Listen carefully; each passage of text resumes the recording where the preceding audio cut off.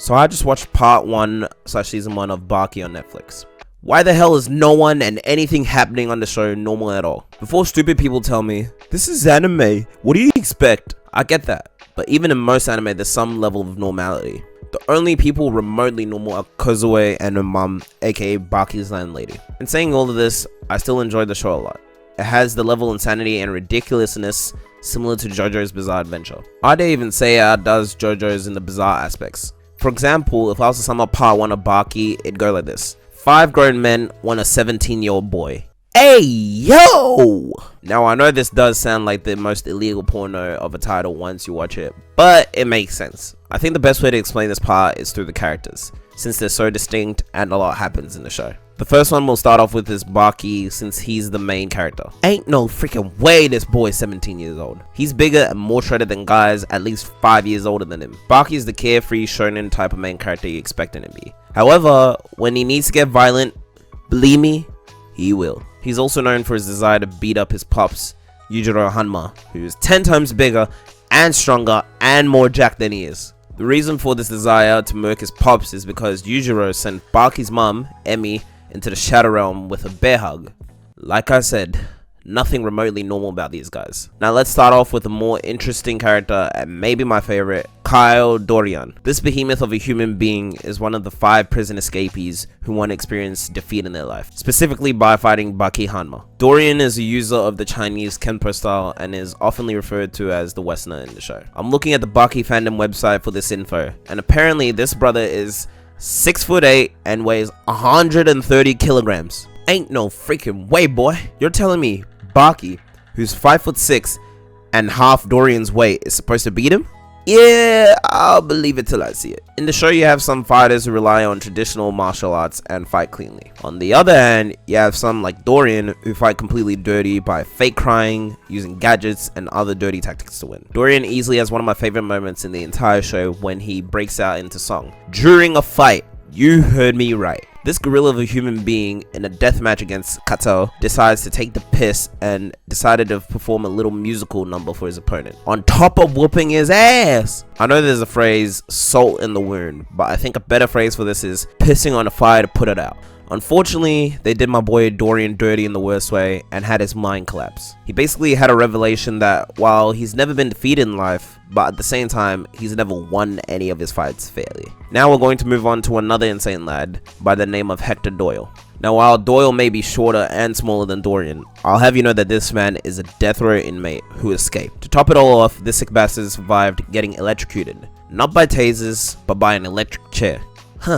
Now I've got 2 more parts and another show of this madness, don't I? I might need some therapy after this. The scariest thing about Dorian is his calmness. Now while all the escaped convicts are calm to a degree, I believe he showcases it the scariest. Since his appearance doesn't seem as forward or threatening as the other guys, and his demeanor is casual, that makes his violence all the more surprising and horrifying. I forgot to mention that Doyle is an assassin, and it shows. After his execution failed, he murked everyone else on site with ease and moved on about business. Doyle also pulls up to Baki's class unexpectedly by jumping all the way from the bottom to the top floor. Yeah, you see, this is the type of thing that money can't pay you back for. Imagine you're chilling in school and some dude twice the size of you wants to scrap with you just because it's Tuesday. Next up, we've got one of the coolest characters in the show. It's Sikorsky, everybody. He's a Russian convict who pulls up and whoops ass, says a few words more than necessary, and then goes on about business. Talk about fire character here. Sikorsky is a ruthless fighter and his mentality backs it up. His mentality is that if someone can't fight without being told ready go,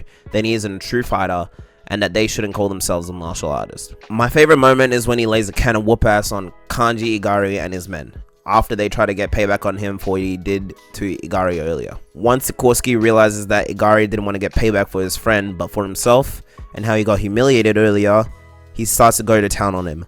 Pause! Sikorsky reveals his reverse Uno card and shows that he isn't so helpless and that he had on a bulletproof vest. So as he turns the tables on Igari and has him cornered and decides to beat him up, and chucks a ton of weight from the gym they're at to dumbbells. Someone help! Then after all this, in one last act of disrespect, Sikorsky decides to piss on Igari's head. I thought I'd unseen it all, until now. May the Lord have mercy on my eyes for what they have seen. I can't believe he ended up last, but we have to talk about this absolute monster, Spec. Spec is 7'3" and easily the biggest out of all the escape prisoners. Unfortunately, he's also the most sadistic and ruthless out of all of them. I don't think this man has a shred of empathy at all. Every time he's in a scene, get ready for the bloodshed he leaves behind. This behemoth was in a Florida state prison underwater, figures, and swam his way upward on his escape, and he can hold his breath for 5 minutes at a time? Lord, have mercy on us all. Out of all the criminals, Spec is easily the worst. He takes the most amount of joy in killing everyone from civilians to fighters and always has a sick grin on his face while causing mass destruction. It's one thing when a killer thinks they're murking people for a just cause without knowing the full consequences. However, this brother knows exactly what he's doing, which makes it all the more terrifying every time he's on screen. Spec's disrespect knows no bounds. While Baki was macking on his chick Kozue in the park at night, he pulls up and wants to fight. Luckily, Baki saved the trouble of fighting him when Kaoru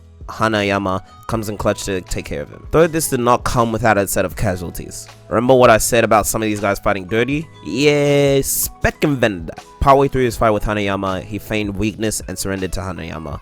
And when he caught him with his guard down, he put some bullets he stole from the police in his mouth. Dog!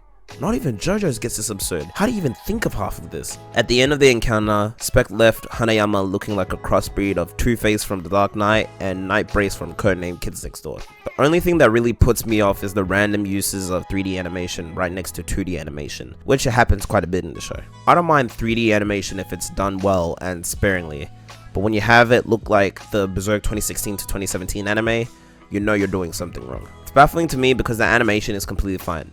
The 2D at least, and the manga panels are straight up beauty. Also, for as much as I talk about how absurd the series is, I love it truly. It's one of those series in which I can turn off my brain and just enjoy what's on screen. I miss that sometimes nowadays. Sometimes there's beauty in the simple things. Till part 2, see ya.